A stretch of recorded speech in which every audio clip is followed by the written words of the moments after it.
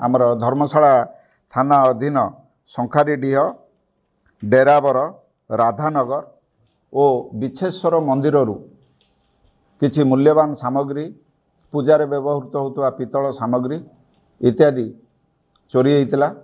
यही संक्रांत रे आमर धर्मशाला थाना रे 16 तारीख दिन 713, 714 और 715 नंबर केस 303 BNS दफारे रुजु होईकि तार तदन चलथिला एवं सेहीपरि 18 तारीख राति चोरी होइतिबा मामला 724 नंबर मकदमा रुजु होई तार तदन चलथिला। एथि संक्रांत रे आमे अंचल रे आमर विशेष आमर सोर्स यूटिलाइज करथिलु। सोर्स आधार रो आमे सूचना पाइकी एथिरे 3 जन को संदेह करी तांको आनी पचरा उचरा करथिलु। सेमाने हेले कुल्लू आलिया सत्यरंजन दास तां घर होची मणिनाथपुर, बुल्लू आलियास विश्वनाथ दास तांको घर होची डंकारी, आउ जने हेले कुंडू आलियास महेश्वर कुंडू तां घर हैला राउतरापुर।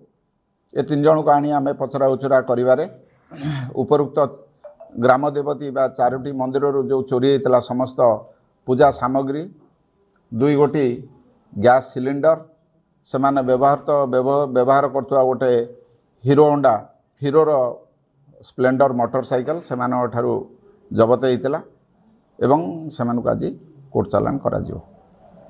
शंखारीडीहर हनुमान टेम्पल, डेराबर बरई माँ मंदिर, राधानगर हनुमान टेम्पल एवं दक्षिण शासन विछेश्वर टेम्पल रु चोरी होता। एमानकर जांच करूँ एमाने विशेषकर मंदिर एवं ये करिकी चोरी करिकी एमानकर जोटी नहीं डिस्पोजाल करती आमे रिसीवर को मध्य अरेस्ट करचु। रिसीवर को भी आपण माने देखुचंती ताकू भी आमे फॉरवर्ड करचु। से माने पोजेशन ए सब सामग्री जबत कराई। बाकी घर ये तांकर गैंग को आमे किछि एमो क्रिमिनल को ऊपर आमे तांकर गतिविधि ऊपर नजर रखीचु। खूब शीघ्र ता ऊपर सफलता पाई बोली आशा रखीचु। नहीं एमानकर वर्तमान सुधा जहाँ आमर पचरा उचरा मंदिर ऊपर एमान कनसेंट्रेट करूछंती। रातिरे प्राय तो मंदिर कई न थांती तार सुजोग नहीं कि एमाने पितल सामग्री एमान नहीं कि बिकी बाकी की विभिन्न प्रकार कुकार्य रे लिप्त रुहंती।